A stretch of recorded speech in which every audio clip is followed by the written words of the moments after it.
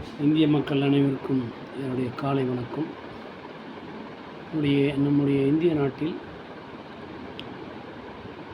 உள்ள மாநிலங்களில் வடகிழக்கு மாநிலமான மணிப்பூரில் கடந்த 1.5 வருட காலமாக பெரிய கலவரம் நடந்து வந்தது. இன்னும் அரசாங்கம் அதை முறைப்படுத்த முடியவில்லைன்னு அவங்களே ஒத்துக்கிறாங்க. வேறு என்ன பண்ண, அப்பப்போ கலவரம் வெடிக்குதுன்னு பண்ண முடியலன்னும் போது என்ன 2 வகை மெய்தி மற்றும் குகி என்ற பழங்குடியினரிடையே அந்த கலவரம் ஏற்படுது.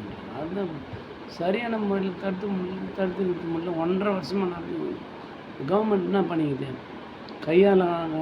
கையாளத்தனம் தான் உங்களாண்டு இருக்குது. வேறு மிலிட்ரி ஆட்சி இராணுவ ஆட்சி ஏற்படுத்திருக்கோம்.